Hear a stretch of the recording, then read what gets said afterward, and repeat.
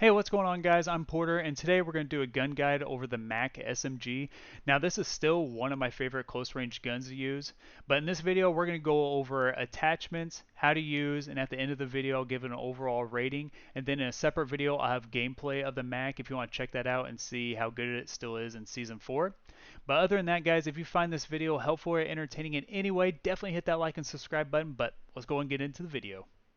Alright, I'm going to show you three different builds for the Mac. That's why I love the Mac. It's so versatile. You can kit it different ways and it's still really good. So for this build right here, this is a jack of all trades type build. It has better effective damage range, more bullet velocity, the hipfire spread's tightened, and it has better strafing speed. So let me explain real fast why I put these attachments on. So for the Aegis suppressor, I put this on mainly because I want the effective damage range and the bullet velocity to be better. And then for the Task Force barrel, that's going to increase the effective damage range even more and increase the bullet velocity more, and it gives you that bonus strafe speed. So for the laser sight, I'll go with the SWAT laser sight because it's going to tighten up your hip fire the most. And then for the stock, I go with the SAS combat stock because this is going to complement your hip fire and your strafing speed. So for the first pro here, firing movement speed, when you're hip firing, it's going to make you move even faster. It's going to help you move around quicker. So that's a good bonus right there for hip fire. Then these bottom two, aim walking movement speed and ADS firing movement speed. So what this is going to do, when you're aiming down sight and you start shooting, then strafing, you're going to move even faster. So I feel like the SAS is really good for this build and it complements the hip fire and the strafing really well. So for the cons, it will hurt your hip fire spread a little bit, but having the SWAT laser sight on, it will make it a net positive and it'll still be tighter. So for the ammunition, I go with the standard 53 round drum because it won't hurt your ADS as much. So the next build here, I'm going to show you my hip fire build. So this is an easy change. We're just going to put the striker grip on. This is going to help with your movement speed and your hip fire accuracy to tighten up the hip fire spread even more. So with this build, your gun's going to be even faster. You're going to move around a lot faster. It's built for being really aggressive, getting up in people's faces, and hip firing a lot.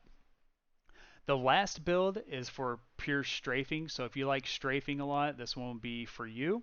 So this will be the biggest changes here.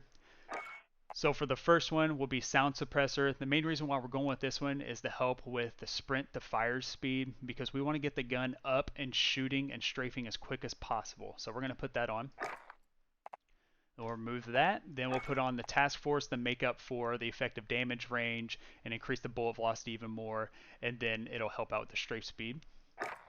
And then for the stock, we're going to go with the Raider stock because this particular stock is going to help the most with strafing and the sprint to fire time, once again, to get it up and strafing as quick as possible.